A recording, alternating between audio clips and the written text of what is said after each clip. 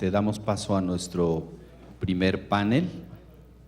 Le damos la palabra a los siguientes panelistas: Rodrigo Negrete Prieto, del INEGI; Miguel del Cid Molina, OIT, para América Latina; Maynor Mora, del Colmex, y Edith Pacheco, del Colmex también. Tendremos igualmente la moderación de Ángel Calderón. Gracias.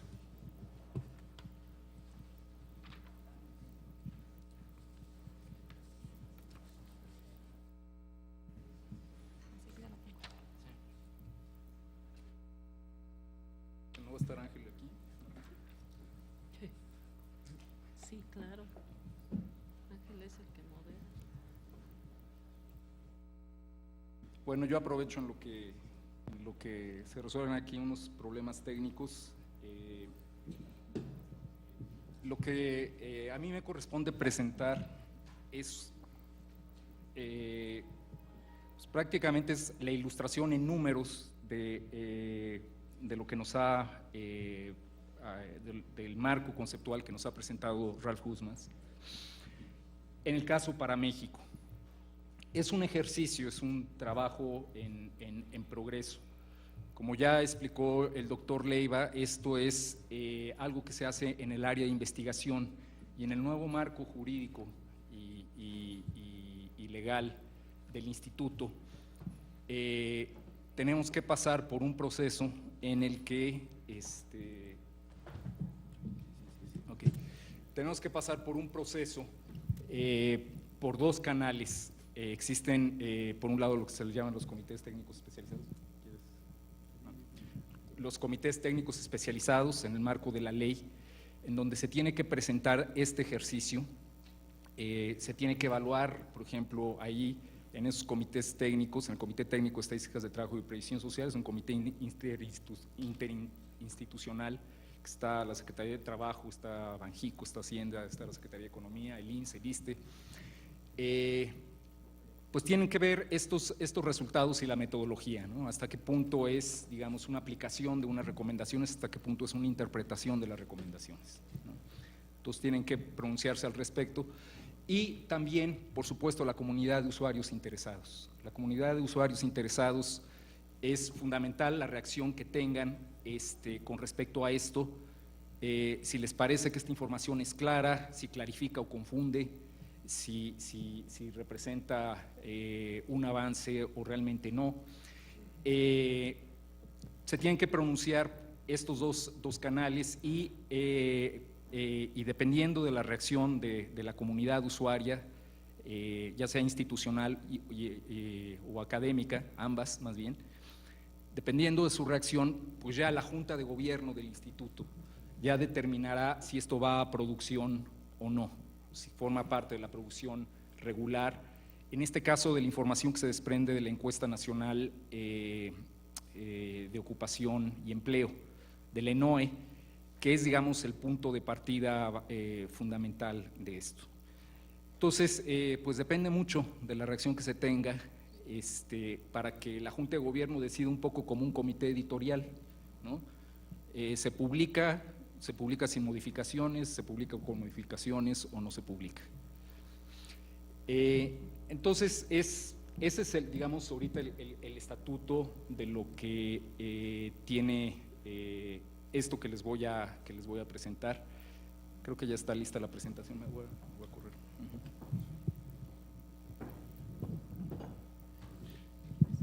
Gracias. Quizás nada más para hacer una pequeña semblanza de Rodrigo, y su presentación y su tema está muy ligado con la conferencia magistral, en el sentido de que Rodrigo ha sido el comisionado por la División de Estadística de Naciones Unidas, OIT, y por el denominado Grupo de Delhi, que acabamos de escuchar todas sus resoluciones, como miembro del equipo de 5 redactores del Manual Internacional sobre encuestas de medición de empleo y economía formal. Además, para la mayoría quizás es conocida su trayectoria. Tengo que decir a título personal que fue muy afortunada su designación como encargado de la ENOE en 2003 y que tuvimos ya acceso a ella en 2005, porque es una persona que realmente contagia su entusiasmo, es una persona bastante generosa en compartir su expertise, su conocimiento y entusiasta en responder a los llamados de los académicos, incluso a participar en seminarios y dar unos comentarios siempre muy certeros. Posteriormente también estuve encargado de la encuesta nacional de ingreso y gasto de los hogares de 2008 y sobre la confianza del consumidor. Actualmente es investigador asignado a la Dirección General de Vinculación Estratégica del Instituto. Finalmente ha publicado algunos artículos interesantes, que algunos han sido referencia básica, ¿no? En particular sobre aspectos con la Oficina Nacional de Estadística de la India y en comercio exterior. Por favor, Rodrigo. Muchas gracias, Ángel. Bueno, todavía no está pantalla, ¿ya?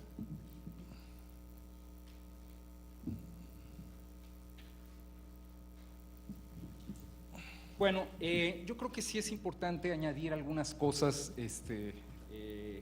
aquí de contexto que quizás no queden claros para algunos. ¿Cuál es la relación del Grupo de Delhi con las conferencias internacionales, con las CIETs que se han mencionado, ¿no? La 15ª y la 17ª? Pues básicamente lo que hace el Grupo de Delhi es que, con base en las definiciones y resoluciones de estas conferencias, el Grupo de Delhi está abocado a encontrar las soluciones metodológicas para identificar y captar lo que estas definiciones delimitan. Entonces, el Grupo de Delhi básicamente ve qué características deben de tener los instrumentos de captación,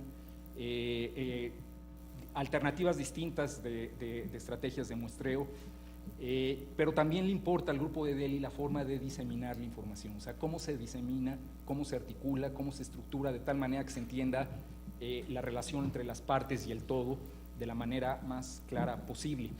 En enero de este año, en enero de 2010, se llegó a un consenso al respecto y tiene que ver un poco con lo que les voy a presentar, porque tiene mucho que ver con la forma de estructurar los datos. Bueno, todo esto ya ha sido mencionado, me lo voy a saltar, y sí debo de decir que en lo que se refiere estrictamente al sector informal, que ya se ha dicho, es algo que se refiere al enfoque de unidad económica, más que de características laborales, pues ya se viene diseminando información trimestralmente por parte de la ENOE, y de hecho se hizo un ejercicio de reconstrucción hacia atrás, hacia 1996, entonces de esto ya existe una información que se difunde trimestralmente a nivel entidad, a nivel nacional y por entidad federativa, y existe ya una serie desde 1996 y trimestral desde el 2000. Eso ya existe, pero tiene una peculiaridad esa información que se difunde. Toda la información que ustedes ven de la ENOE en Internet, en el sitio del INEGI en Internet, se centra en personas y en el trabajo principal de las personas. Entonces, lo que vamos a ver más adelante es también ir no solo más allá del sector informal, sino también ir más allá del sector informal o del empleo informal que opera fuera de ese sector, pero ya no solo visto desde el punto de vista del trabajo principal, sino también el trabajo principal y el secundario.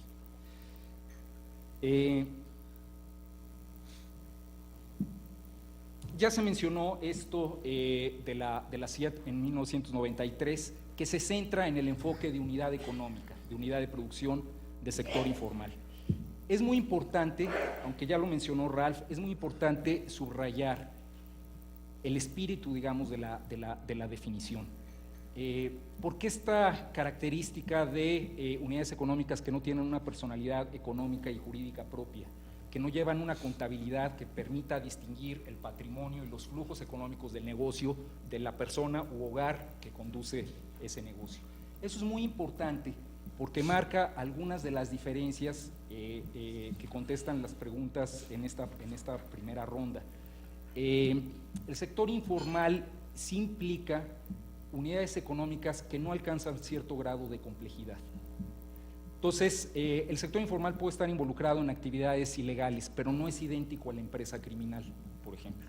La empresa criminal ya implica un nivel de complejidad muy grande, y aunque por supuesto no le declara a Hacienda y no le declara a nadie, muchas empresas criminales no se pueden llevar sin contadores que lleven una contabilidad estricta de sus operaciones.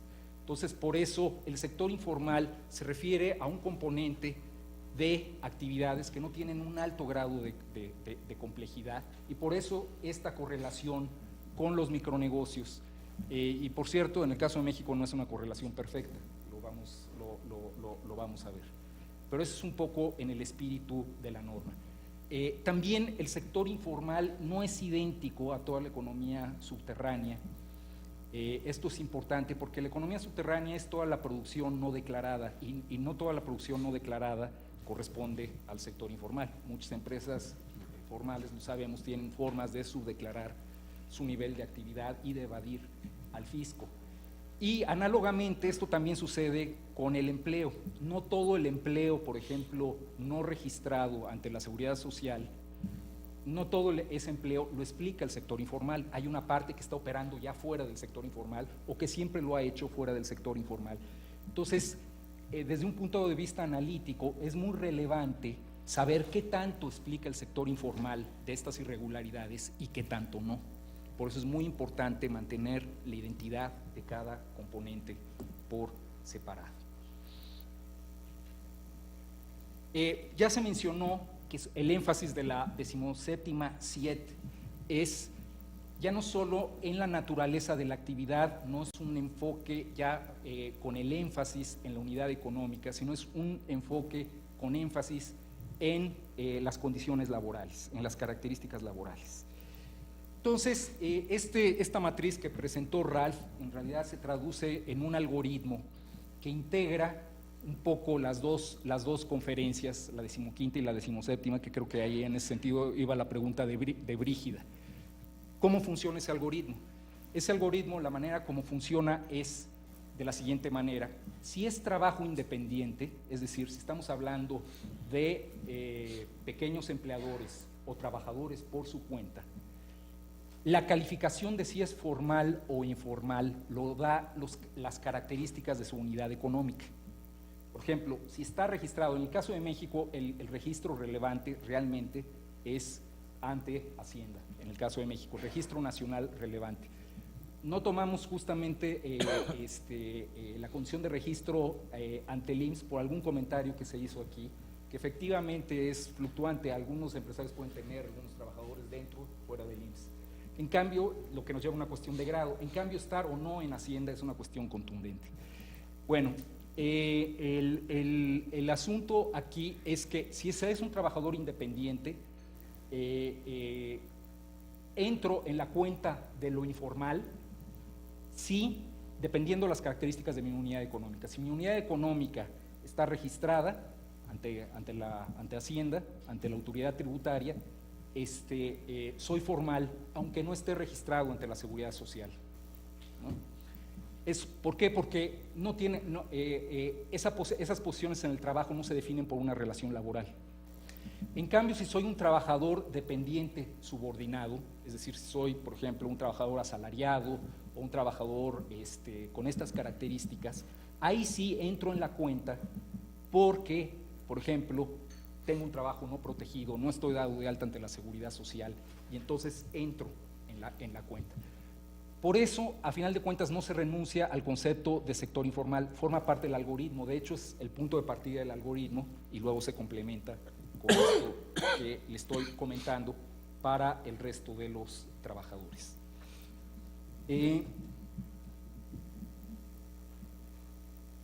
Yo creo, ya lo mencionó Ralph, pero no está de más poner un énfasis en esto, que el mérito, digamos, creemos, de esta unificación ha sido encontrar un común denominador entre lo tradicional y lo emergente, digamos, entre el sector informal clásico y otros fenómenos que lo desbordan.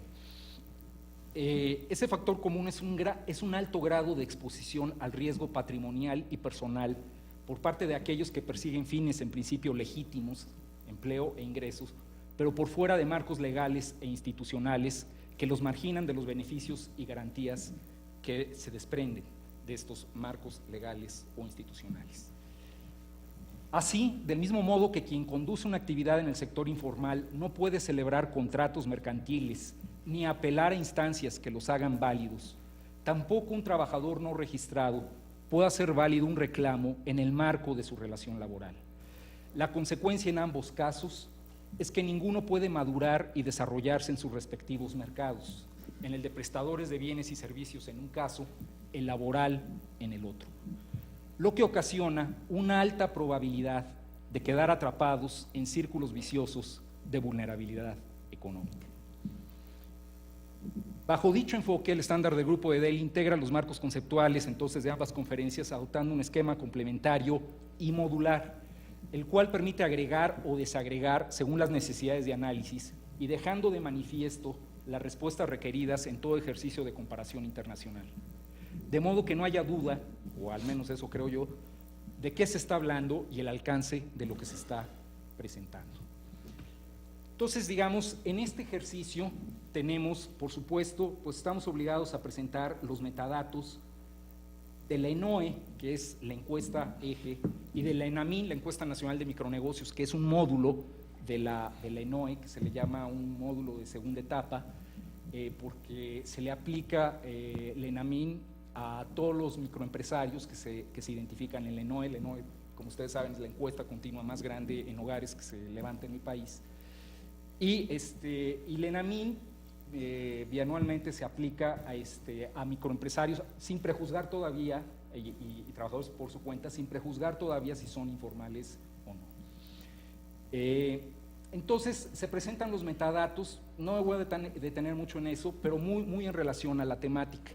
Entonces, por ejemplo, lo que le preocupaba a McKenna, ¿no? Las referencias, ¿qué referencias temporales estamos utilizando? Ahí se especifican.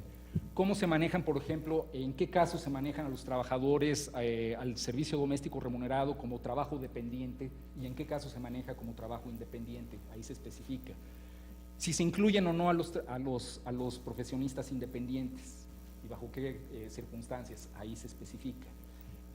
La atrición del módulo de ENAMIN, o sea, las entrevistas que se pierden de una primera a una segunda etapa. En fin, una serie de cuestiones conceptuales y técnicas que muchas veces no quedan claras a los usuarios y que la única manera como la tienen para resolverlas es hablándonos por teléfono, ¿no? Entonces, creemos que va muy enfocado en eso. No me voy a detener mucho en eso. Vámonos a los números, que realmente es lo que interesa aquí. Y vamos a hablar de la manera de presentar esta estadística. Vamos a hablar de dos tipos de cuentas. Una cuenta de personas, propiamente, ahí estamos contando cabezas, y cuenta de trabajos, esencialmente. Espero que funcionen los enlaces. Pues no están funcionando.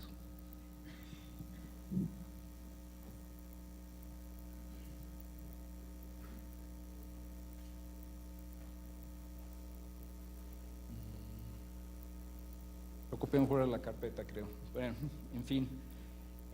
Voy a hablar, entonces voy a tener que apoyarme mucho en las gráficas. ¿Cómo es la cuenta de personas? Entonces, la cuenta de personas, estamos poniendo a todos los que tienen un trabajo en condiciones de informalidad, sea principal o secundario. Entonces, si es el principal, entra en una parte que se especifica lo principal. De cualquier manera, esto va a estar en un sitio ahí que yo creo que Ricardo Rodríguez les va a indicar en dónde, para que lo puedan ver. Y pueden entrar las personas, o entran por su trabajo principal o entran por su trabajo secundario. Toda esta información, debo decirla, así estrictamente hablando de trabajo principal y secundario, solo la podemos producir los primeros trimestres de cada año. ¿Por qué razón? Porque solo en los primeros trimestres de cada año se aplica una versión ampliada del cuestionario de la ENOE, en donde no solo se abunda sobre el trabajo principal, sino se abunda sobre las características del trabajo secundario. Entonces, esa es una de las características. Ahí es cuando estamos hablando de alrededor de 42 millones de personas. Luego, específicamente, se parte un template muy parecido a los indicadores estratégicos del ENOE, que algunos de ustedes ya conocen. Se parte ahí para identificar todos los componentes de los que están operando fuera del sector informal, pero bajo condiciones análogas de informalidad. Entonces, ahí entra, por ejemplo, el autoempleo agropecuario, ahí entra los trabajadores familiares sin pago que están operando fuera del sector informal, por ejemplo, muchos que están en los negocios de repecos, en el régimen de pequeños contribuyentes o en el de personas físicas con actividad empresarial, que igual alternativamente tienen empleados asalariados y tienen familiares ahí en esos negocios. Está también, que es una parte fundamental, pues una parte nada despreciable de trabajo asalariado que claramente no está dado de alta ante la seguridad social y que vamos a ver más adelante está presente en todos los sectores institucionales de la economía, incluyendo gobierno, incluyendo instituciones sin fines de lucro, públicas o privadas. Todo el mundo le saca la vuelta a la ley federal del trabajo, lo vamos a ver más adelante. Está también esta categoría que en inglés se le denomina outworkers, que tienen que ver mucho con estas personas que trabajan por honorarios, comisionistas, etcétera, etcétera, que aparentemente establecen una relación mercantil con la unidad económica que solicita sus servicios. Pero en realidad uno se da cuenta por la información que tiene el ENOE que no están aportando a los procesos de trabajo otra cosa que su fuerza laboral, no están aportando bienes de producción propios, no están aportando ningún recurso propio más que su fuerza laboral. Entonces es una relación, digamos, debajo de una relación mercantil aparentemente, en realidad hay una relación laboral. Y por supuesto, pues el poder que tiene el ENOE frente a otras fuentes de información, al ser una encuesta en hogares, bueno, tiene ventajas y desventajas, pero una ventaja es que, pues ciertamente estos trabajadores que están operando fuera de la nómina de las empresas y los negocios formales, pues rara vez o difícilmente los van a declarar en las encuestas de establecimientos o en los censos económicos. No, el empleador no los va a declarar, salen o brincan por el lado de los hogares. Otro template se centra específicamente en los micronegocios y dentro de los micronegocios en el sector informal. Es importante decir que en el caso de México no es sinónimo micronegocio de sector informal, lo sabemos perfectamente, están los repecos, están los que hacen actividades, personas físicas con actividad empresarial, no es lo mismo. En algunos países, sin embargo, sí lo hacen sinónimo, pero no en el caso de México. Y en el caso del sector informal, como decía, pues es un enfoque muy fiscal en realidad. Pero también presentamos un template adicional en el que vemos que sí se nos aparecen ciertas unidades económicas y personas involucradas con ellas que rebasan el tamaño convencional de micronegocios, lo rebasan, aunque claramente nos damos cuenta que no llevan una contabilidad que presuponga un registro ante la autoridad hacendaria. ¿De qué hablamos aquí? Pues sabemos que mucho del sector informal puede trabajar también con redes de vendedores, redes de puestos, etcétera, etcétera. Entonces llegan a rebasar el tamaño estrictamente de micronegocios y aún así lo llamamos sector informal. Ni modo, las normas no pueden ser tan químicamente puras. Y pasamos a la cuenta de trabajos. Aquí ya no estaríamos hablando de 43 millones de personas, estamos hablando de 45 millones de trabajos. Una persona puede tener más de un empleo y se hace una contabilidad de trabajos principal y secundario, se desmenuzan, se desglosan y se pueden analizar por separados. Y por último, quizás una de las partes menos conocidas es ver cómo se distribuye la informalidad en este sentido amplio por todos los sectores institucionales. Sectores institucionales no quiere decir los sectores de actividad típicos, ¿no? Agricultura, minería, comercio, construcción, sino cómo están organizadas las unidades económicas. Entonces se puede ver. Como no se pueden ver los cuadros, voy a mostrarles ya algunos números rápidamente, ¿no? En la gráfica de pastel que tenemos aquí, pues representa la totalidad de la ocupación de personas ocupadas. Aquí estamos hablando de cuentas de personas, Entonces, estamos hablando de alrededor de casi 44 millones de personas, de las cuales el 60.6% tiene un empleo, ya sea principal o secundario, relacionado con condiciones de informalidad. Si ese pedazo, el 60.6%, lo hacemos un 100%, vemos que el sector informal, en su sentido clásico, representa el 47.5%, y lo que lo desborda, o sea, todas estas otras modalidades de empleo que hemos venido platicando, que no se relacionan con unidades económicas del sector informal estrictamente hablando, pues son el 52.5%. En el recuadro, en gris, ustedes pueden ver los números en absolutos. Repito, esta es información del primer trimestre del 2010. Algunos de ustedes tendrán presente el dato del sector informal del segundo trimestre del 2010, pero por las razones que ya expliqué, este esquema tiene que manejarse con los primeros trimestres de cada año. Aquí está la distribución por sexo. La distribución por sexo sigue siendo predominantemente masculino, sobre todo por lo que sucede en las áreas de menor densidad, de menos de 100,000 habitantes.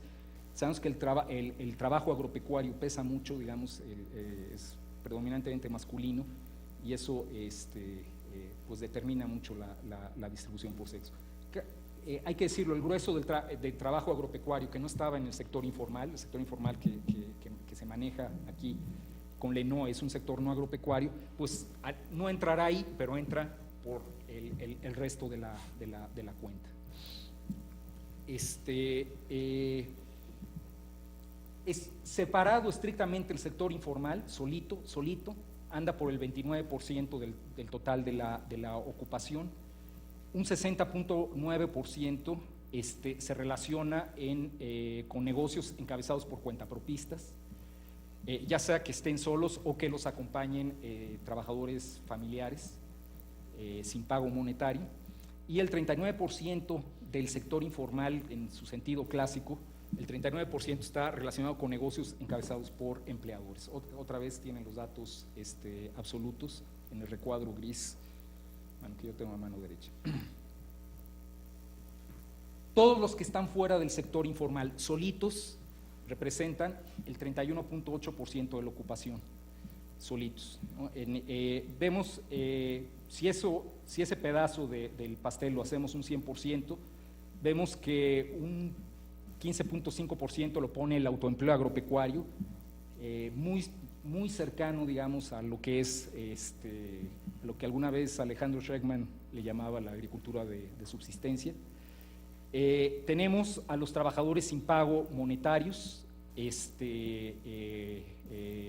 que operan fuera del sector informal, pero que aún así están presentes en algunos negocios familiares formales, en el sentido de estar dados de alta ante la autoridad fiscal, 11.7%. El servicio doméstico remunerado, que se aproxima a un 14% de ese componente. Los trabajadores asalariados no protegidos, que se acercan al 50% de ese componente, 6.8 millones. Y estos outworkers, subordinados remunerados con percepciones no salariales, comisionistas, honorarios, etcétera, que andan en 9.4% y 1.3 millones de personas, aproximadamente. Si pasamos a la cuenta de trabajos, estrictamente, ya no estamos hablando de personas, estamos contando todos los trabajos, estaríamos hablando de 28.4 millones de trabajos en condiciones de informalidad, sea en el sector informal o en condiciones análogas de desprotección fuera del sector informal, 28.4 millones, y 18 millones de empleos formales, definitivamente. Y vemos que el trabajo secundario, que son los porcentajes de abajo, el trabajo secundario aporta el 3% de los trabajos formales, pero casi el 8% de los trabajadores informales. Y si vamos a hablar de trabajos en el sector informal, en el primer trimestre tenemos 12.8 millones y 15.5 millones de condiciones análogas de informalidad operando fuera del sector informal. No me voy a detener en las clásicas gráficas de pastel por sector de actividad. Me voy a la última gráfica, que creo que es la más interesante y con la que voy a terminar. Sigo en la cuenta de trabajos y aquí vemos que del total de la economía, entonces ya no en personas, en trabajos estamos hablando de un 61.2% de trabajos informales.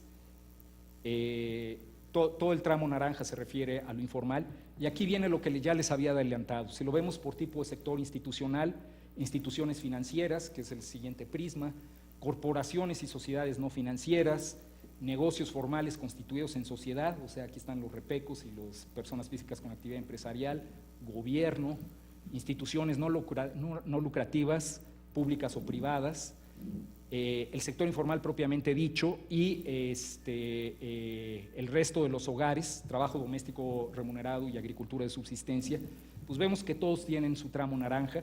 No deja de ser curioso que es muy similar la magnitud del tramo naranja en gobierno y en corporaciones y sociedades no financieras, pues la magnitud es muy, muy similar.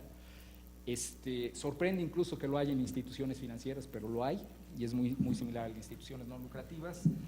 Y bueno, pues básicamente, es una pena que no se hayan podido ver los tabulados, pero los van a ver cuando ingresen a esta presentación en el sitio donde se ponga. Se van a dar cuenta cómo está estructurada toda la información por componentes. Y esa es un poco la idea de comunicar este marco conceptual del que nos platicaron. Ciertamente sí hay cuestiones todavía que pueden ser polémicas, Por ejemplo,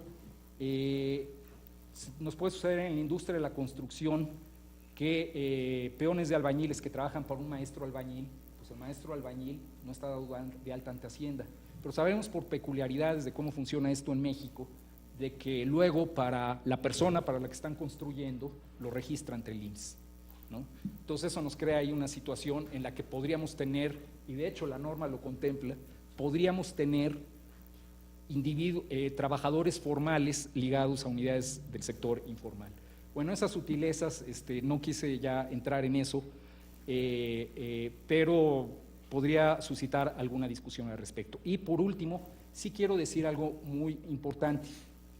Toda esta magnitud global que estamos diciendo no equivale, no es idéntica al dato que publica la ENOE de ocupados sin acceso a las instituciones de salud. Ya expliqué, por ejemplo, que si alguien, un microempresario o un cuentapropista, está dado de alta, en este caso, ante la autoridad fiscal, lo estamos poniendo del lado formal, aunque él no esté registrado, él en lo personal no esté registrado ante el IMSS. Entonces la cuenta no es igual, es similar, pero no es igual y por razones muy diferentes. Bueno, con esto termino ahora sí, una disculpa. Muchísimas gracias. Y inmediatamente le pediría a Miguel Ángel del CID Molina, quien es director del programa del Sistema de Información Laboral para América Latina y el Caribe de la Oficina Regional para América Latina y el Caribe de la OIT, que por favor empezara su presentación. Y sí, vamos muy retrasados, sí les pediría a los siguientes ponentes que nos tratáramos de circunscribir a los 20 minutos, ¿no? A lo mucho. ¿Okay? Muchas gracias. Ricardo, la presentación mía está acá, ¿sí? Bueno, en tanto… ¿Qué le parecería si hacemos un enroque?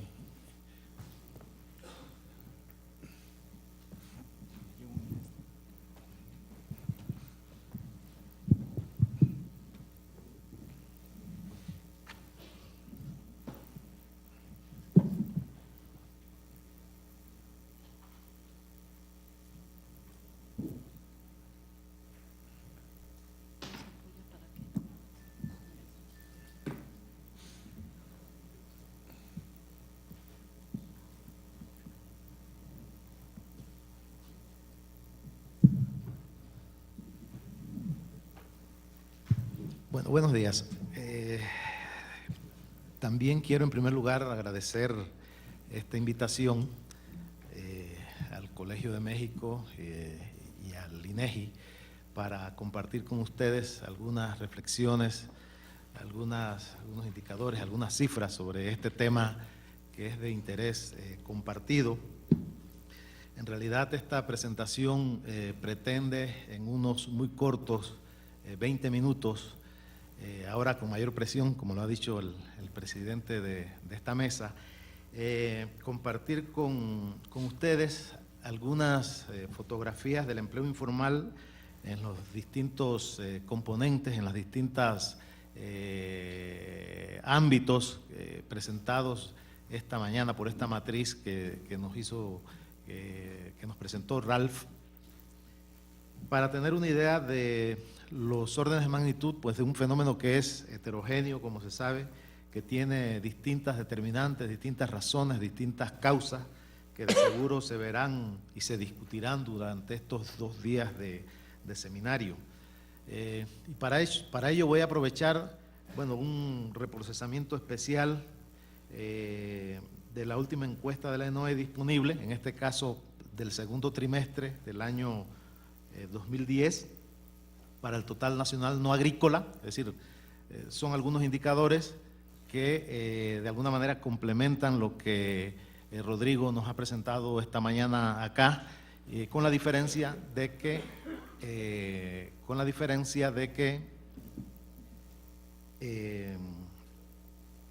corresponden, bueno, al segundo trimestre del año 2010, por un lado, y en segundo lugar que están referidos al total no agrícola nacional de México. Bueno, estas fotos permitirán no solamente identificar los componentes del empleo informal, sino también algunas de sus características básicas en términos de horas trabajadas, ingresos, quizás un poco ver la importancia del empleo informal desde el punto de vista de la inserción laboral de los jóvenes y de las mujeres. Quizás también aprovecharía para, si nos da el tiempo, para compartir de manera muy rápida algunos indicadores de la evolución del empleo informal en México entre el año 2007 y 2010, nuevamente referido al tema del empleo informal urbano en este caso. A ver, ¿dónde estará mi presentación?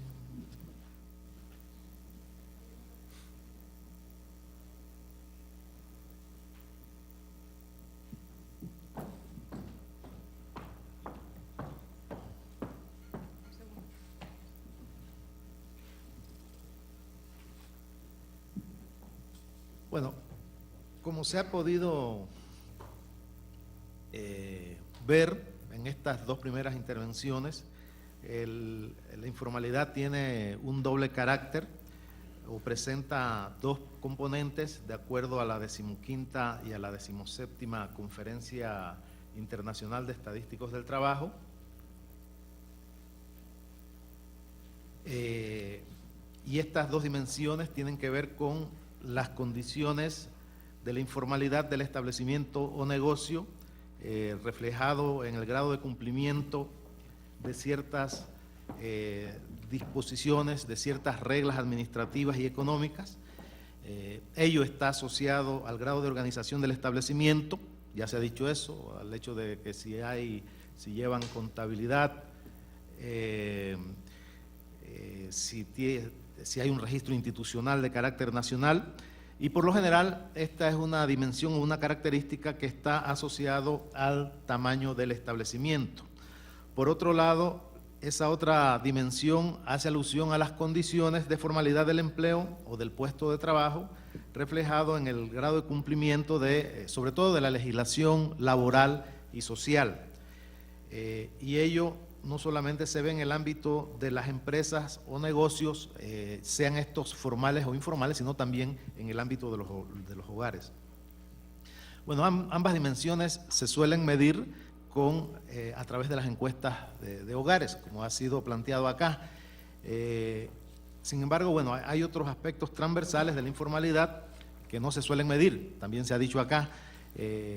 Aquellas dimensiones o aquellos aspectos que tienen que ver con las actividades no lícitas, como la piratería, el contrabando, el tráfico de productos ilícitos, y las relaciones, en cierto modo también las relaciones laborales triangulares o la subcontratación, que en algunos casos pueden cumplir con la normativa laboral, ya sea de manera completa o no, y en otros casos sencillamente pueden no cumplir con esa normativa laboral. En las filminas que siguen, nos interesa presentar algunos rasgos de la informalidad, como les decíamos, en cuanto a su composición, horas trabajadas, ingresos, y en cuanto a su importancia respecto a la inserción laboral de los jóvenes y de las mujeres. Un primer elemento a considerar es la estructura del empleo no agrícola, cuyos principales componentes se presentan en este gráfico, y destaca un peso importante, ya se decía, del sector formal de empresas, que como ven acá tienen un peso importante como sector de empresas de alrededor de 6 de cada 10 ocupados, aun cuando ya se ha dicho también que no todos los que están allí ocupados tienen un empleo formal, una proporción importante tienen un empleo informal, como lo vamos a poder ver en unos momentos. Y también una realidad relevante, y es el hecho de que prácticamente uno de cada 3 ocupados en el ámbito no agrícola a nivel nacional estarían en este sector informal de empresas. Bueno, ahí se puede notar igualmente la importancia del empleo a nivel de los hogares. Una segunda cuestión es la identificación del empleo informal en cada sector de empresas y en los hogares. Aquí se debe entender que aunque se trabaje en el sector formal de empresas, puede hacerse en condiciones de informalidad o de desprotección, como lo decíamos hace un momento. Así como el hecho de que en el sector informal también hay personas ocupadas con empleo protegido o formal, aunque son mínimos. Un hecho relevante mostrado en las 2 primeras columnas es precisamente que una proporción importante de los ocupados en empresas formales tienen un empleo informal, pues no acceden a ciertos derechos como la seguridad social, o particularmente la seguridad social. En realidad, aunque la cifra no es exactamente la que aparece acá, estamos hablando de que alrededor de 25 de cada 100 ocupados en el sector formal tendrían un empleo informal, es decir, estamos hablando de que 14.8 de 60,2, que es el total de la ocupación del empleo formal, estarían en condiciones de empleo informal. Por su parte, en el sector informal de empresas, la gran mayoría tiene un empleo informal o no protegido, como es de esperar, e igualmente ocurre con el empleo en el sector de los hogares, en que la gran mayoría están en condiciones de desprotección. Bueno, en final de cuentas, lo que nos dice esta gráfica en su última columna es que al contar la totalidad del empleo informal en el conjunto de los ocupados no agrícolas, se tiene que 54%, casi 54% del total de ocupados tienen un empleo informal, bueno, lo cual muestra o refleja el gran desafío que tiene México desde el punto de vista de las políticas económicas de empleo y políticas laborales para enfrentar la informalidad. Una tercera consideración importante es la gran heterogeneidad del llamado sector informal de empresas, porque está constituido por unidades productivas de diferentes grados de organización, que incluye, como podemos ver en este gráfico, empleadores y asalariados de empresas informales y trabajadores en negocios por cuenta propia y trabajadores auxiliares. Sería de esperar que la gran mayoría de los negocios ejercidos por trabajadores por cuenta propia sean de muy pequeña escala y de un nivel de organización y productividad inferior que las empresas las microempresas informales. Como puede verse en esa situación de mayor rezago, estaría alrededor de 6 de cada 10 ocupados en el sector informal, que son los que se definen acá como trabajadores por cuenta propia, ya sea con familiares o sin familiares a cargo. Y alrededor de 38 de cada 100 operan como patronos o asalariados de microempresas. Bueno, esta diferenciación yo creo que es importante desde el punto de vista de las políticas, ya que las posibilidades de formalización de los negocios por cuenta propia y de las microempresas podrían ser muy diferentes, y por tanto las políticas para mejorar productividad de ingresos, para promover la formalización de esas unidades productivas, tienen que tener necesariamente diferentes énfasis. Bueno, en aras del tiempo, creo que voy a pasar rápidamente algunas de las filminas. Algunas de las cosas que nos interesaba mostrar tienen que ver con algunas diferencias respecto a las jornadas de trabajo entre el empleo formal e informal. La gráfica realmente muestra que los que tienen un empleo informal en general trabajan menos horas de los que tienen un empleo protegido. Un elemento que quizás habría que mirar acá es en qué medida las personas que tienen una jornada inferior a la normal lo hacen de manera voluntaria o no. Dentro del propio sector informal, en realidad las jornadas más bajas corresponden a las unidades productivas que operan a un nivel de mayor rezago, como pueden ser los cuenta propia y los familiares sin remuneración. En términos de ingresos, ustedes podrán ver en su momento con más detenimiento en la presentación por dónde andan los diferenciales importantes en materias de ingreso. Obviamente que en la parte alta de la distribución los mayores ingresos están entre los ocupados con un empleo formal dentro del sector informal. En la pirámide los más bajos se ubican dentro de los hogares.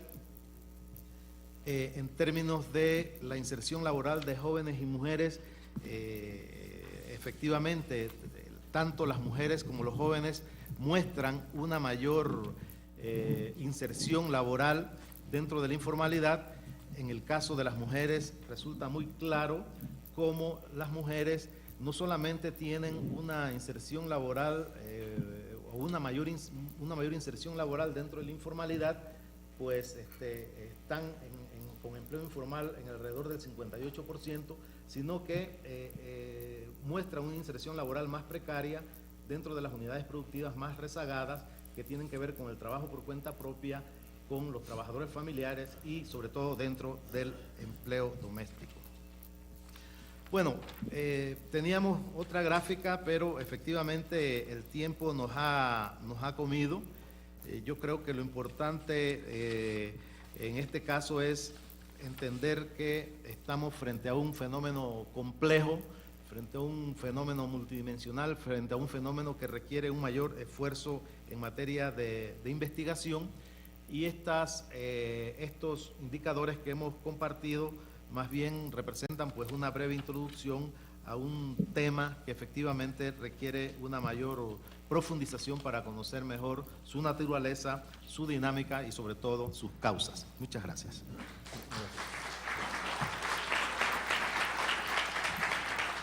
Vamos con Minor. Minor, ¿seguir esto? Si quieres, pásate para acá para que lleguen las tarjetitas. No vas a hacer eso, ok. Solo micrófono.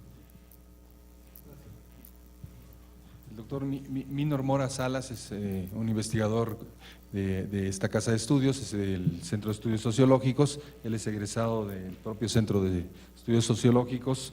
Por favor, Bien, buenos días. Agradezco a los organizadores que me hayan invitado a la actividad. Creo que yo voy a hacer una especie de negrito en el arroz, por decirlo al estilo mexicano, en la medida en que yo no me inscribo dentro de la corriente de estudios que hace análisis a partir del concepto de informalidad en los mercados de trabajo, sino más bien que me sitúo críticamente frente a este concepto. Y creo que en alguna medida, quiero pensar así, me invitaron a la actividad para que compartiera con ustedes algunas de las limitaciones que yo le miro a este enfoque para estudiar los mercados de trabajo en América Latina.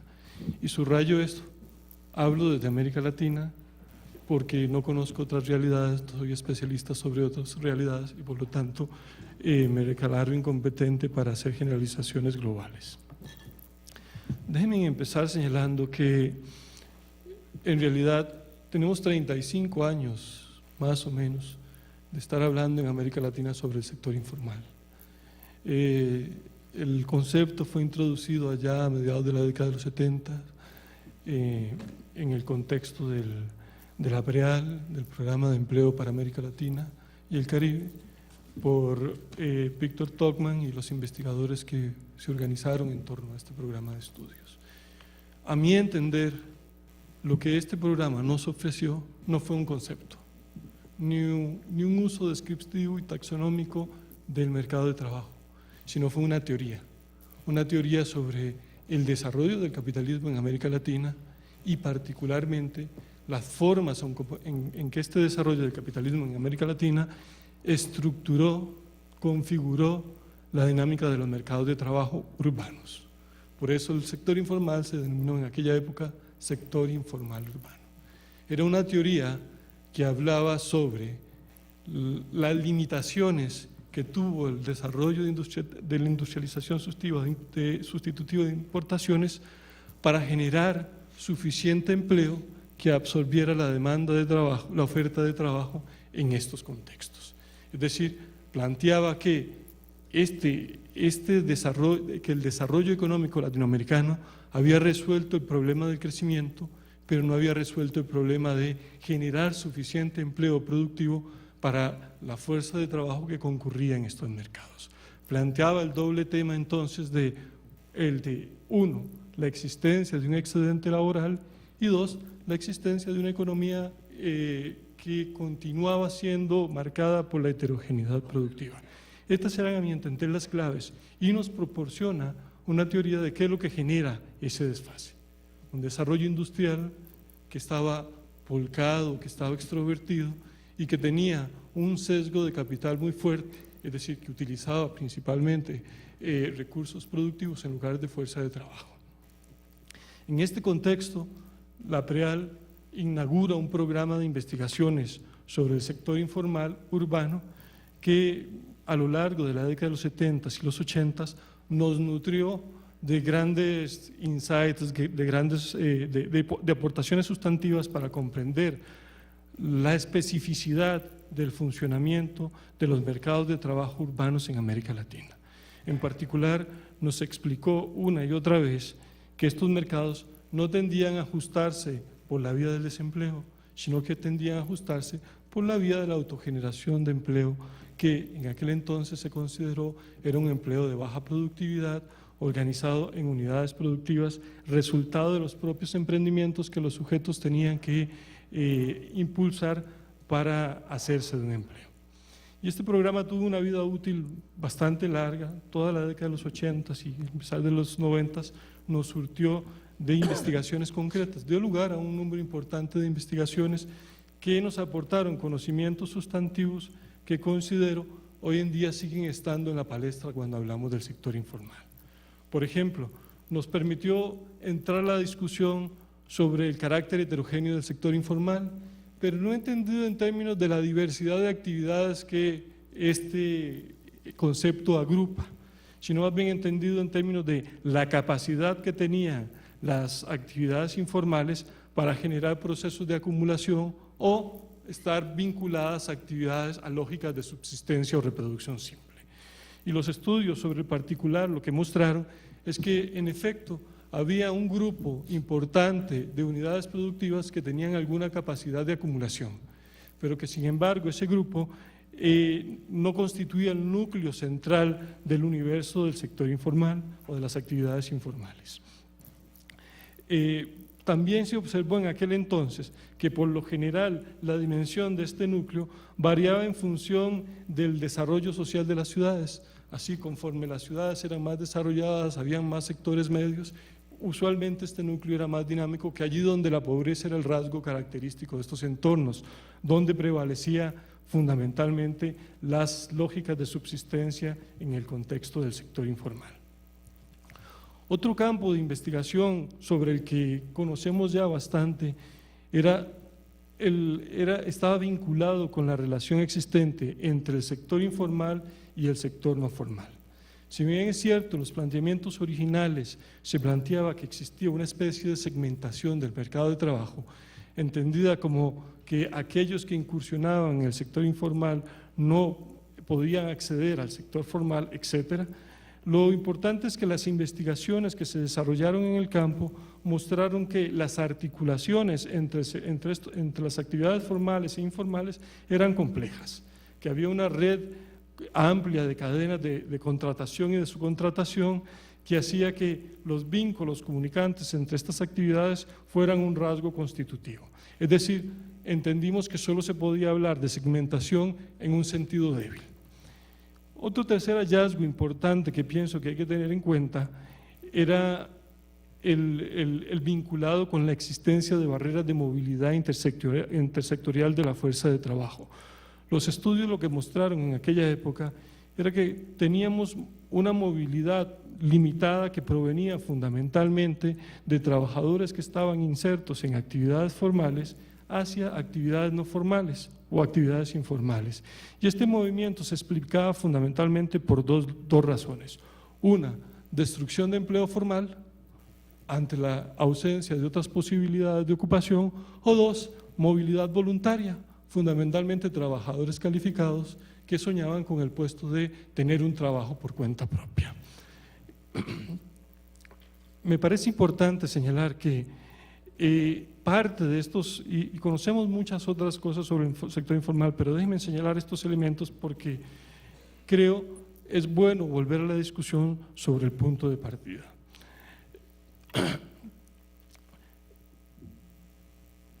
Lo importante, a mi entender, de este programa de estudios es que enmarcaba todo este conjunto de hallazgos y muchos otros que no hay tiempo para nombrar dentro de una idea muy básica, ¿sí?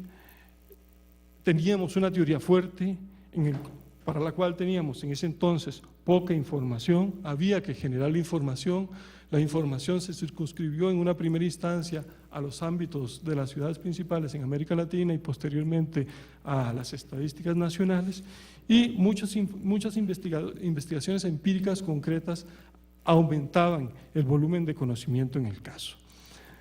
Tengo la impresión que con el advenimiento de la crisis económica y posteriormente con el cambio en el modelo de desarrollo, algunos de los elementos sustantivos que planteó esta teoría tendieron a quedar limitados o superados por el desarrollo histórico.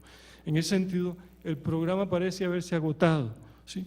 Y uno lo que observa es una gran cantidad de investigaciones en el campo, fundamentalmente de investigaciones empíricas, que arrojan los mismos resultados.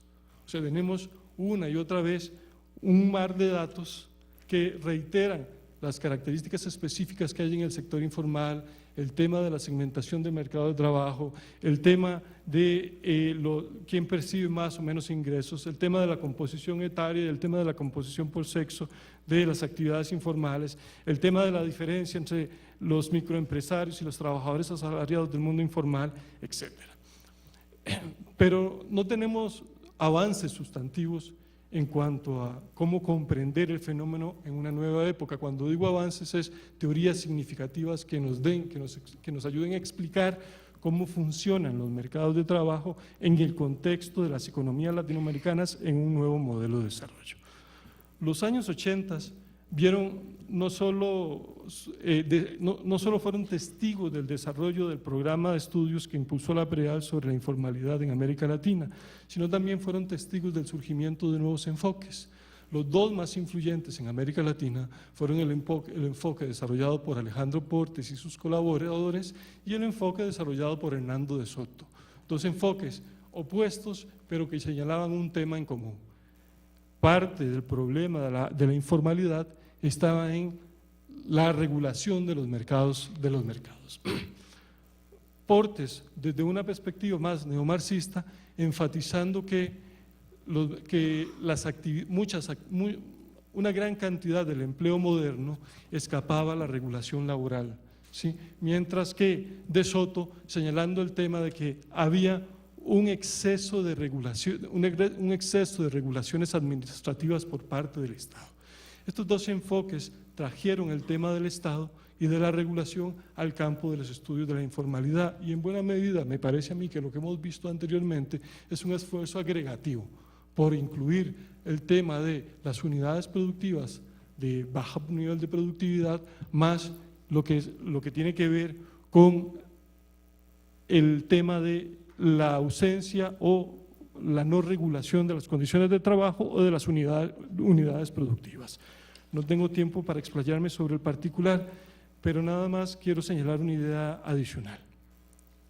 Creo que los problemas fundamentales que tenemos derivan de que hubo un cambio en el modelo de desarrollo, que este cambio en el modelo de desarrollo se vio acompañado con la llegada o estuvo acompañado de tendencias a la desregulación del mercado de trabajo por una parte y a la adopción de nuevas estrategias de organización de la producción por parte de las empresas.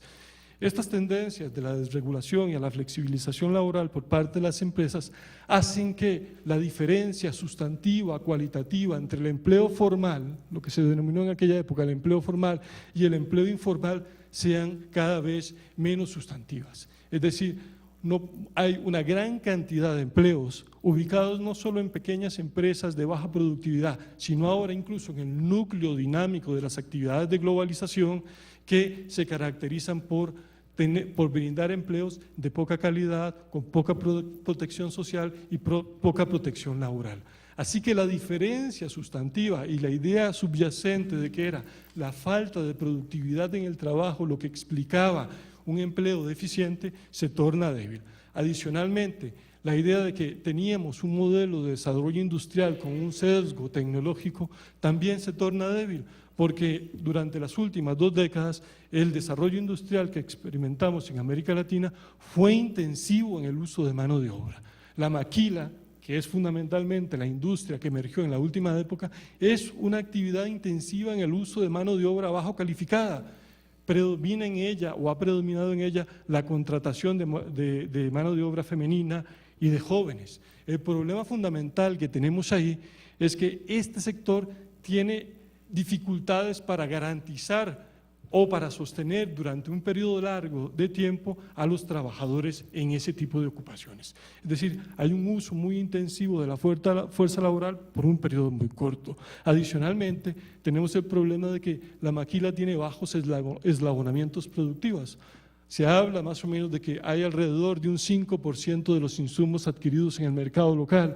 Es poco probable que con esta capacidad de elaboramiento interno podamos generar desarrollos industriales o nuevas empresas que ofrezcan empleos de productividad. Así que el problema de la absorción del empleo por parte del sector moderno parece subyacer, pero ahora no solo se suma el problema de la absorción, sino que se suma el problema de la generación de empleos de calidad en las unidades productivas altamente competitivas, altamente productivas y altamente globalizadas. Quiero terminar diciendo, porque el tiempo se me agota, que veo un problema adicional en la estrategia moderna. La estrategia moderna de estudios sobre el sector informal ha adoptado una modalidad de ampliar la noción de informalidad. Así, hoy en día tenemos el concepto de empleo informal, ocupación informal, actividades informales, sector informal y economía informal. Luego, las propiedades del objeto del que estamos hablando son difusas. ¿Sí? Todos mencionamos el término, pero lo mencionamos para hacer alusión a fenómenos de diferente naturaleza, pensando que son fenómenos homogéneos. En realidad son homogéneos solo lingüísticamente. ¿Sí? Porque las lógicas que organizan la dinámica de ese tipo de actividades varían mucho. De hecho, uno puede mostrar esto con facilidad. Uno puede tomar una crisis económica y ver cómo impacta de forma diferenciada cada una de las actividades que componen el sector informal, para tener una vaga idea de cómo lo que se engloba en un concepto general no nos permite entender la especificidad que ha adquirido la reestructuración de los mercados laborales en un nuevo contexto de desarrollo. Pienso que el principal desafío que tienen los estudios de informalidad durante el siglo XXI no es el de la agregación al infinitum de categorías dentro de esta noción. Pienso que el principal desafío es volver a plantear los problemas de base, los problemas fundamentales. Y a mi juicio, los problemas fundamentales siguen siendo en parte los de la heterogeneidad productiva y los de un excedente laboral, solo que ahora en un nuevo modelo de desarrollo. Gracias. Gracias.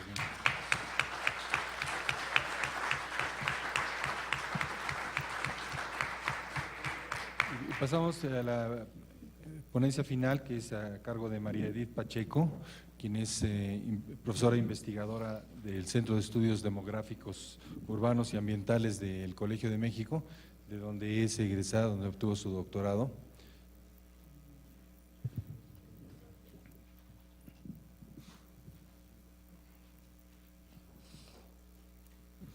Bueno, buenas tardes a todos. Yo quiero seguir un poco en la línea de Minor. Yo traía una presentación dividida en dos. Ahorita que me avisen, entramos a la presentación. Una que tenía que ver con cómo podemos ver la discusión en términos del funcionamiento de los mercados de trabajo a lo largo del tiempo, y después una presentación que tiene que ver con algunos datos, pero en la línea de no hablar del sector informal, sino hablar específicamente de ciertas categorías que son las categorías que conforman las diferentes maneras de medir las diferentes aristas de la informalidad, que como aquí ya vimos son diversas, ¿no? Entonces, ya Minor me ayudó a hacer esa revisión a lo largo del tiempo. Yo diría que la preocupación fundamental en el estudio de los mercados de trabajo de América Latina ha sido dar cuenta de la heterogeneidad laboral. Y en ese sentido es que yo denominé a mi presentación heterogeneidad laboral. Y bueno, esta heterogeneidad laboral en realidad se conforma o podría decirse que es expresión de las desigualdades sociales. O sea, las desigualdades sociales están enmarcadas en una heterogeneidad de nuestro mercado de trabajo, y yo solo quiero atender a una de las desigualdades. Voy a atender al final de la presentación a una de las desigualdades que tiene que ver con la desigualdad de las remuneraciones. Y voy a tratar de ver qué tan vinculada está esta heterogeneidad con esa desigualdad de las remuneraciones, y en ese sentido un poco seguir en la línea de la discusión de qué papel está jugando los sectores de la economía en el proceso global, ¿no? Bueno, yo les voy a hacer ese repaso muy rápido, que Minor ya lo hizo. Nada más les quiero comentar que la discusión es muy antigua en el sentido de la heterogeneidad.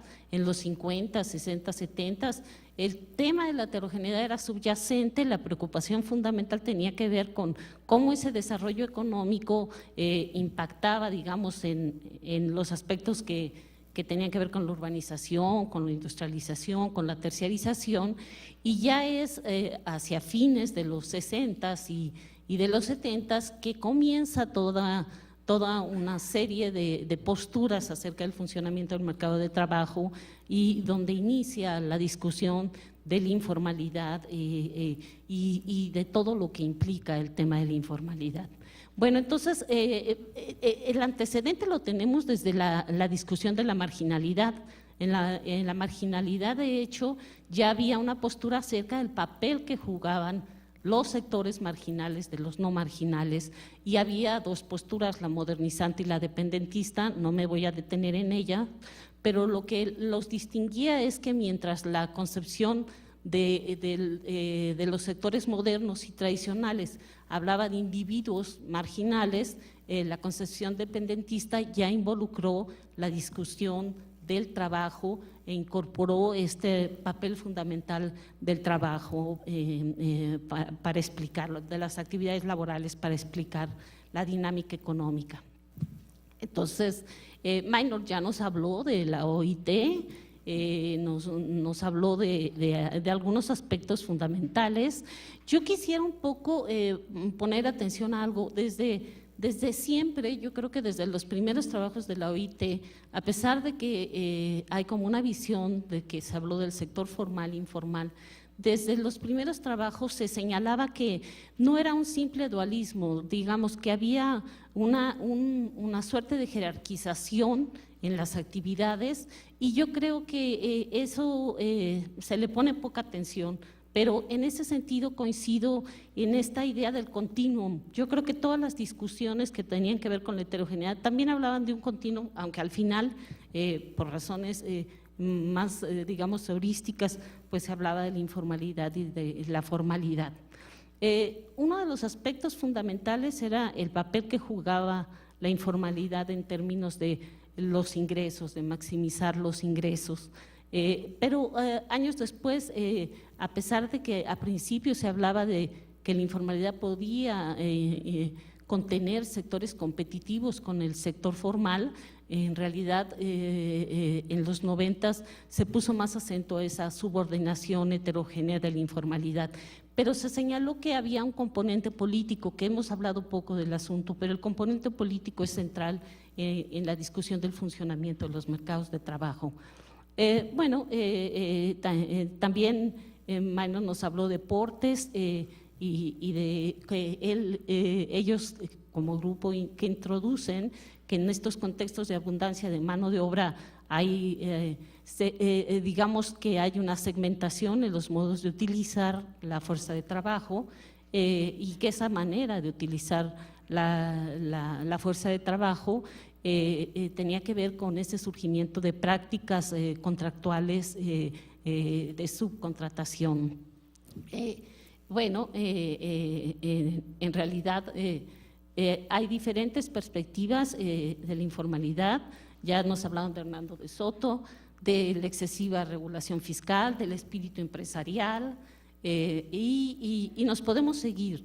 En los años 90, Pérez Sainz llega a hablar incluso de la neoinformalidad y trata de indicarnos que, la informalidad hay que verla desde esta nueva realidad emergente, de actividades emergentes, que como bien Maynor nos decía, el cambio de modelo implica introducir otros elementos que deben estar en juego. Y la discusión aquí era el declive del sector formal y la articulación con esas actividades emergentes. Lo que quisiera un poco comentar de esta postura de la neoinformalidad, que yo no sé, realmente se quedó en un momento muy específico de los 90, pero era interesante ver que había diferentes escenarios, se planteaban diferentes escenarios que al final se podían categorizar en diferentes situaciones. En 5 ámbitos laborales, es lo que decía Pérez Sainz: un ámbito de emergentes transables, el ámbito de la neoinformalidad subordinada, el de las aglomeraciones, el del sector formal tradicional y finalmente el de la informalidad de subsistencia. Entonces, eso era interesante porque ya no era el formal informal y metido en esa discusión. Bueno, en toda esta discusión, vista muy rápido, en realidad lo que encontramos es ese elemento de la heterogeneidad.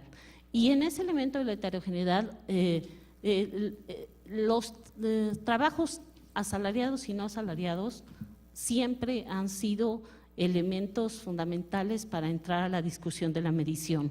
Entonces, yo también diría que, igual que Maynor, soy de la postura de no utilizar el propio concepto de informalidad, sino referirme a las categorías que dan lugar a la medición de la informalidad.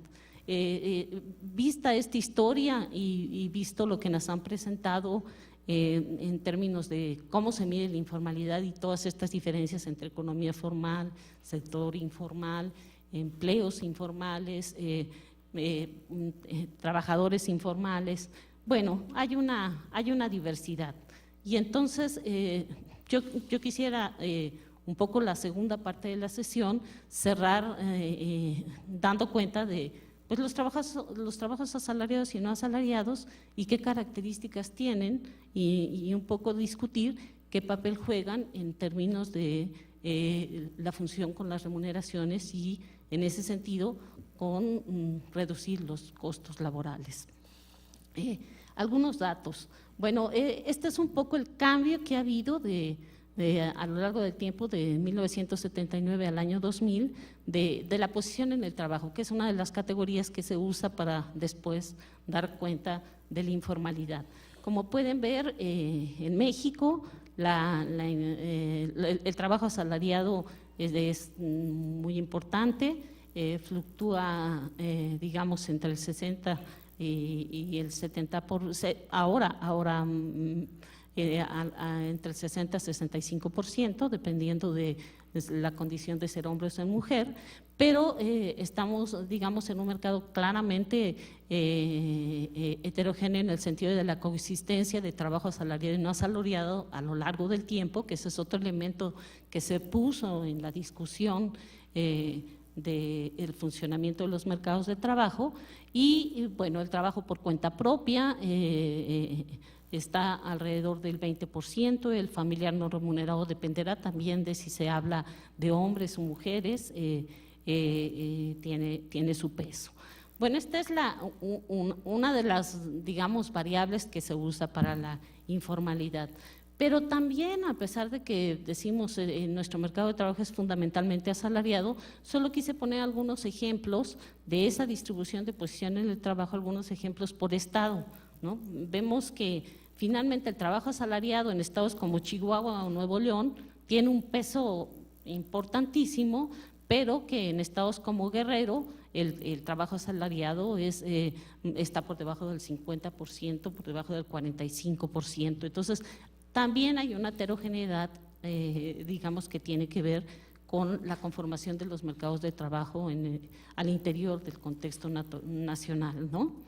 Y yo creo que eso sí hay que tenerlo en cuenta, porque siempre queremos la cifra, ¿no? Siempre queremos decir cuántos son informales, y eso es bastante complicado si pensamos en lo diverso que es nuestro país.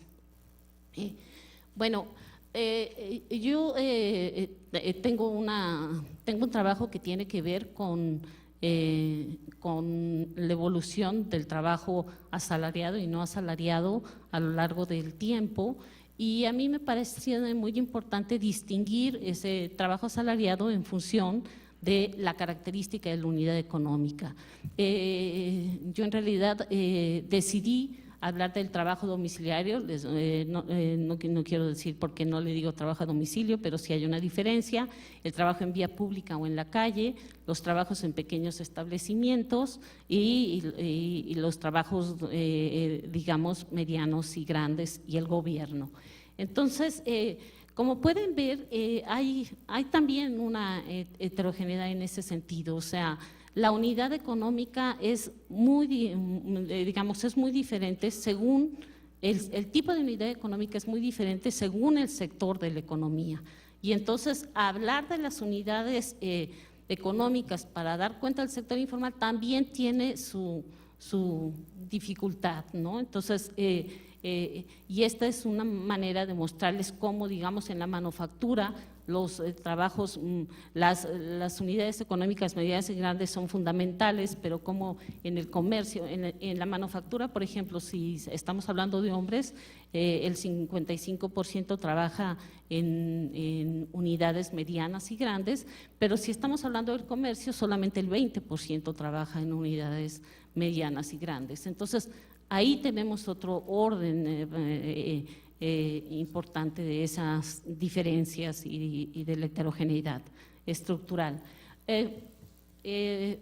Bueno, entremos entonces decía yo que en este contexto de desigualdades sociales, la desigualdad que existe en las remuneraciones en nuestro país es importante, y yo decidí seleccionar de una manera muy sencilla, por sector económico y por tipo de unidad económica, viéramos cómo son las remuneraciones. Esto es la remuneración mediana por hora trabajada en el año 2009, y podemos ver que básicamente la remuneración mediana por hora trabajada, donde vemos que es significativa, donde vemos que es significativa es en el gobierno, tanto, digamos, si nos centramos en servicios, el la remuneración mediana es 35.9 pesos si se es hombre o 41.6 pesos si se es mujer. En cambio, si nos centramos en el trabajo a domicilio o en los trabajos en pequeños establecimientos y vemos la condición de la mujer en términos de remuneraciones medianas, pues ellas ganan 13 pesos la hora. Entonces hay una brecha que tiene que ver con las desigualdades de género también, y Rodrigo, cuando nos planteó la finalidad del encuentro, quería que diéramos cuenta de esas desigualdades por género también en el mercado de trabajo. Bueno, les quiero comentar que en esa tradición de dar cuenta de la evolución del trabajo asalariado o no asalariado, yo hice un trabajo primero dando cuenta de lo que pasaba a fines de los 80, luego traté de ver si eso que yo había encontrado a fines de los 80 en la Ciudad de México se reproducía a nivel nacional a fines de los 90 y actualmente volví a hacer el mismo ejercicio. Digamos que hasta los años 90 lo que mostré con información nacional era que había algunos espacios de las actividades no asalariadas que representaban mejor remuneración para los trabajadores, y que eso es significativo de cómo es el funcionamiento de nuestro mercado de trabajo, y que tenía que ver, digamos, con las actividades de servicios que se realizaban muchas veces digamos, asociadas incluso a trabajo por cuenta propia, y que se convertía en una opción de mejor remuneración. Sin embargo, a fines de los 90 parecía ser que esta opción de mejor remuneración del trabajo no asalariado mostraba limitaciones, ya no se apreciaban esas opciones en todos los sectores de la economía, y lo que se apreciaba es un incremento en la desigualdad de los trabajos, en la desigualdad de las remuneraciones de los trabajadores asalariados y una reducción de la desigualdad en los trabajadores no asalariados. Sin embargo, lo que está pasando y lo que dejo en la mesa de discusión es que en esta década, en esta primera década de este siglo, la desigualdad del trabajo asalariado se redujo, ya no se está ampliando. Y sin embargo, la desigualdad de muchos trabajos no asalariados se está ampliando. Es decir, que estamos hablando de un funcionamiento muy diferente en condiciones que no tienen que ver con lo que fue el origen de la discusión del sector informal, y de una desigualdad también de remuneraciones de hombres y mujeres en el mercado asalariado y no asalariado importante.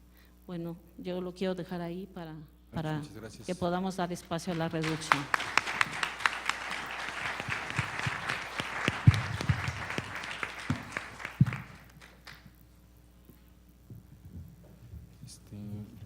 Así que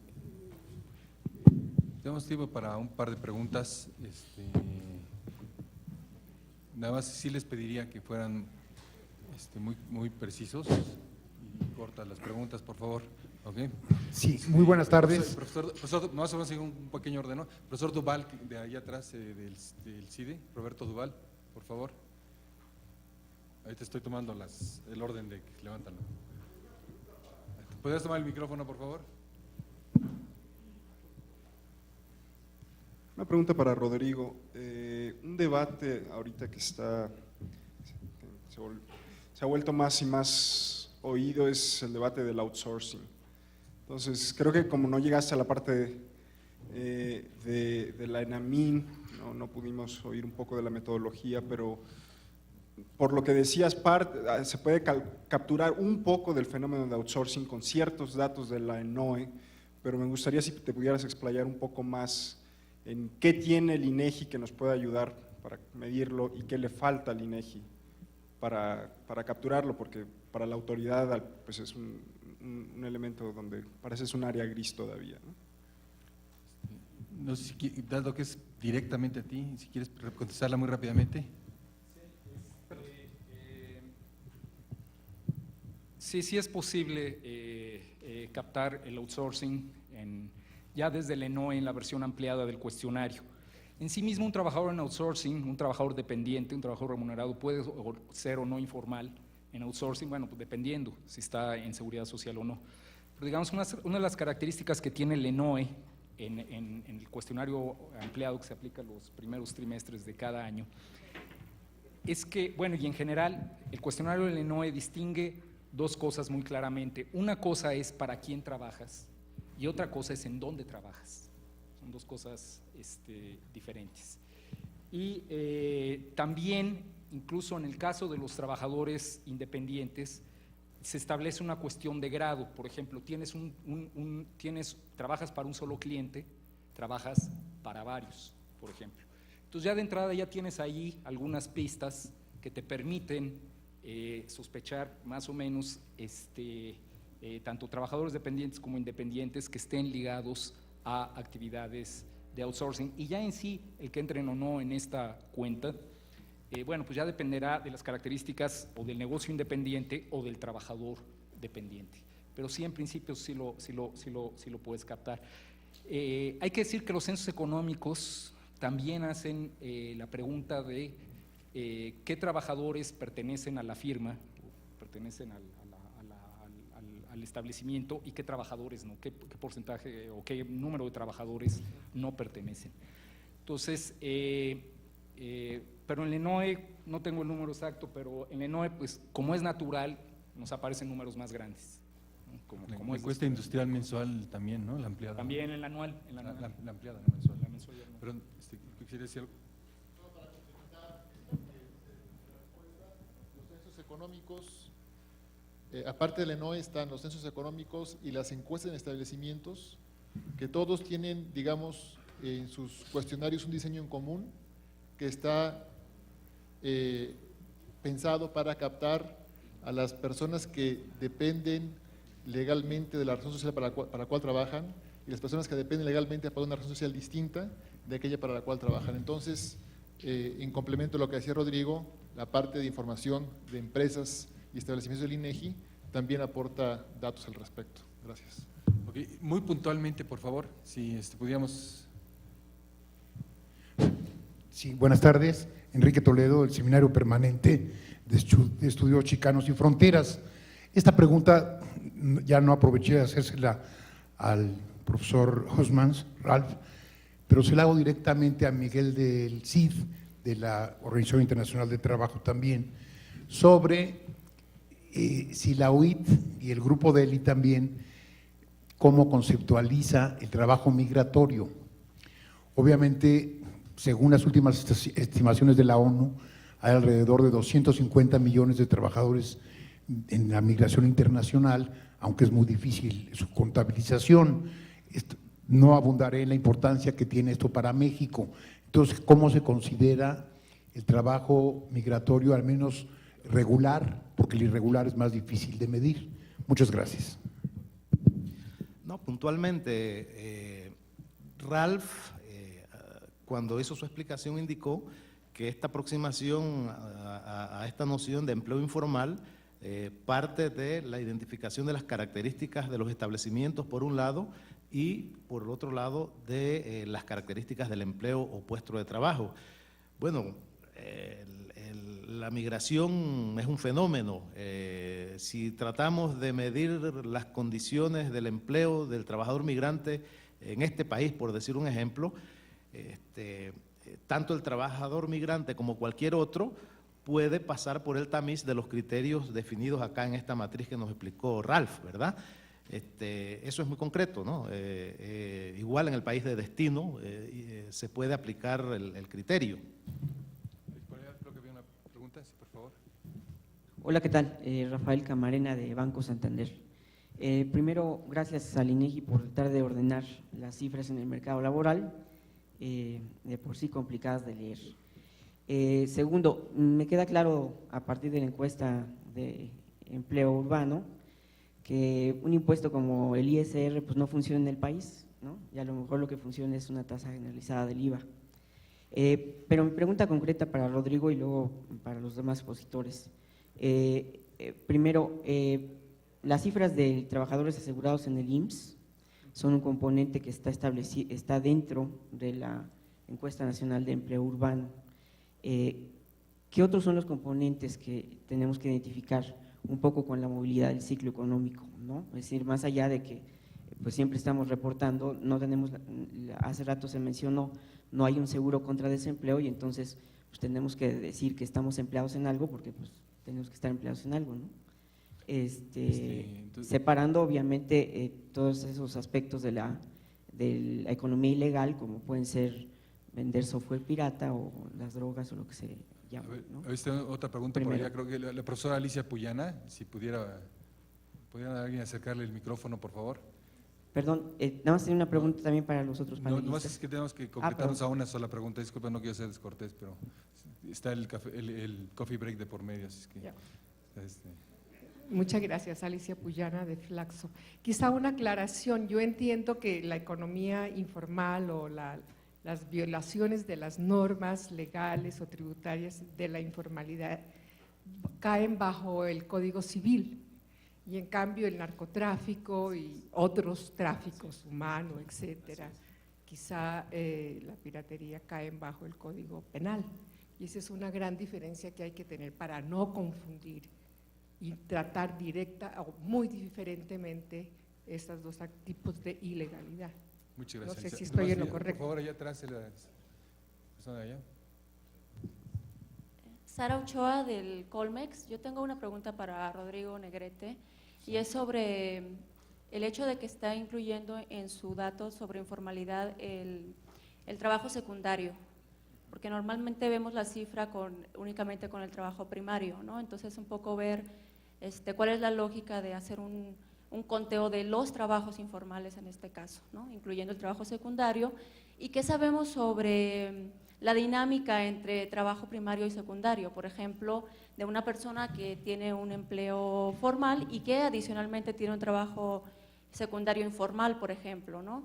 O sea, ¿qué sabemos sobre esa toma de decisiones de los trabajadores, por ejemplo, cómo se comportaría en momentos de crisis, ¿no? Si tenemos alguna información sobre cómo se comportó, por ejemplo, ahora en la crisis de 2009, ¿no? Si más personas decidieron un trabajo secundario informal, ¿no? Gracias. Por allá, por favor. Cruz Álvarez del IEC, de la UNAM, para Rodrigo. Oye, Rodrigo, ¿cómo refleja la ENOE el empleo formal? Porque únicamente se dice sector informal para unidades económicas, pero ¿cómo podemos detectar el número de empleos informales que aparecen en la ENOE? No es muy claro eso. Okay, ¿Mande? ¿Formales o informales? No, los empleos informales, porque únicamente aparece sector informal y está ligado con la unidad económica. Pero entonces hablábamos de informalidad en el empleo y eso no aparece de manera clara en la ENOE, o al menos no sé cómo poder detectarlo de manera más precisa. Una última pregunta, alguien. ¿No? Como eran directamente a Rodrigo algunas preguntas, te pediría, Rodrigo, que cerraras la sesión y quizás aprovechar para alguna reacción que tengas en cuanto a lo que se presentaron en la mesa, que me comentabas que querías tener algún comentario al respecto. Gracias, sí. A ver, voy por orden de lo que tengo anotado aquí. Lo que preguntaba Rafael Camarena de Banco Santander. Sí, ¿qué elementos tienes en la ENOE? Tienes todos los trabajadores que su condición laboral no les da acceso a los servicios de salud. Digamos que es la condición más básica. Si no tienes acceso a eso, ya no tienes acceso a lo demás. También la ENOE te da información sobre los que tienen contrato o no tienen contrato, si es escrito, bueno, en el caso del contrato, de si tienen contrato, la duración, etcétera, con alguna imprecisión, siendo una encuesta en hogares.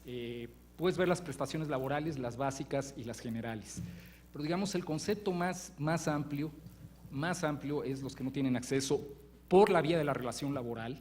Eso no quiere decir que no tengan acceso a servicios médicos, a lo mejor están en el seguro popular, pero por la condición laboral no tienen acceso a las condiciones de salud, es el dato mayor. No se da como dato en sí de quién está en el IMSS o quién no está en el IMSS, se da quiénes no tienen acceso a los servicios de salud como dato básico. Con respecto a la intervención de Flaxo, muy interesante y muy pertinente. Efectivamente, sí hay una diferencia. Sin embargo, hay una parte del sector informal que puede estar ligado a lo criminal. Sin embargo, no todo el sector informal. Algunos, efectivamente, lo único que hacen es hacer una violación del Código Civil porque los bienes y servicios con los que están comerciando o produciendo en sí mismos no tienen un carácter ilegal. Claro, en las encuestas pues nunca vamos a saber qué parte del sector informal está ligado o tiene alguna relación directa con lo criminal o no, no hay manera de saberlo. Y probablemente buena parte de esos casos nos caen en la no respuesta de la encuesta. Así que a final del día con lo que nos vamos a quedar es básicamente con los que violan el Código Civil y no el Código Penal. Lo que se hablaba, nos preguntaba Sara Ochoa del Colmex sobre el trabajo secundario. ¿Por qué importa el trabajo secundario? Importa mucho en términos de la contabilidad nacional, porque la cantidad de insumos laborales no te lo dan las personas, te la da todos los trabajos. Y tener por lo menos una cuenta de trabajos, tener una idea que se puede profundizar en cuántas horas de trabajo aportan, etcétera, etcétera, permite hacer mediciones de productividad, permite aplicarles coeficientes para inferir niveles de producto o de actividad económica cuando tienes todos los trabajos, ¿no? Y si es una diferencia pues de alrededor de 3 millones, tendrá de 2 millones y fracción entre cuando cuentas nada más personas y cuánto cuentas trabajos. En sí, en la dinámica, no te podría decir, no es algo que he analizado en particular, qué tanto ha cambiado la dinámica del trabajo secundario con la fluctuación del ciclo económico, pero ciertamente esta manera de presentar la información te va a ayudar, porque nunca se había presentado así. Y un poco retomo lo que nos preguntaba el compañero del UNAM, decía, pues sí, no es claro, la ENOE solo da información sobre el sector informal, pero de la informalidad en general no está dando el dato. Bueno, justamente esto que estamos presentando hoy es para dar ese paso, justamente. No sé si me permitan nada más hacer un comentario sobre por qué tengo que reaccionar un poco a lo que se dijo aquí en la mesa de que ampliar no ayuda a nada, se invocó el problema de la heterogeneidad y de la especificidad. Hay muchas cosas que decir, pero lo primero es que es muy importante al ofrecer este marco y al quedar perfectamente qué papel juega el sector informal en un marco más amplio, es evitar la tendencia en el debate público, en medios de comunicación y también entre analistas, de hacer del sector informal el gran tambachi, que lo explica todo, todas las irregularidades, toda la evasión fiscal, toda la evasión de la seguridad social. Entonces, es muy importante delimitar exactamente hasta dónde llega, cuál es su alcance. Debo insistir en este común denominador de que no pueden, tanto en el sector informal como estos trabajadores que operan fuera de él en condiciones de informalidad, lo que implica no poder invocar el marco legal o institucional en tu favor. Es un arma de doble filo estar fuera del marco legal o institucional, da ventajas de corto plazo, pero en el largo plazo los hunde, en el largo plazo los atrapa.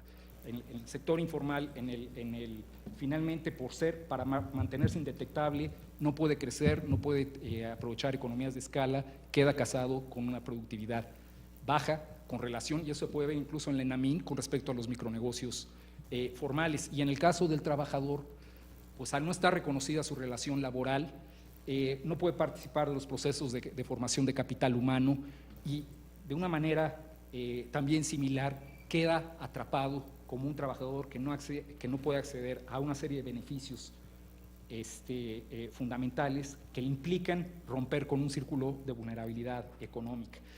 Es importante también hacer esta distinción porque se ha hablado de que la informalidad es un fenómeno mutable, y lo es, y si no separamos lo que es la parte clásica, por llamarlo de una manera, que es el sector informal, de la que no lo es, nunca podemos ver cuánto lo emergente está ya yendo por delante de lo tradicional. Entonces es muy importante que si hablamos de mutabilidad, podamos hacer eso. Creo que la cuestión, no hay que confundir la cuestión del análisis con la producción de información. La heterogeneidad no me parece que sea un criterio concluyente. El sector informal mismo es heterogéneo hacia interior, son distintas, es una productividad muy distinta a la de los negocios encabezados por empleadores informales y por cuentapropistas, muy diferente. La heterogeneidad creo que es una tarea más del análisis y del analista. Lo importante en el caso de la producción de información es proporcionar un mapa, una especie de cartografía, para que cada investigador y cada analista haga su propio periplo y llegue a sus conclusiones específicas. Entonces, realmente lo que tratamos de presentar aquí es una especie de mapa, y ya en sí qué características analíticas o qué tan lejos podamos llegar con ello, pues eso ya es labor de ustedes, de quienes analizan la información. Gracias. Bueno, pues muchísimas gracias, Rodrigo Negrete, Maynor Minor, Edith Pacheco y Miguel del Cid, muchísimas gracias. También muchas gracias a ustedes.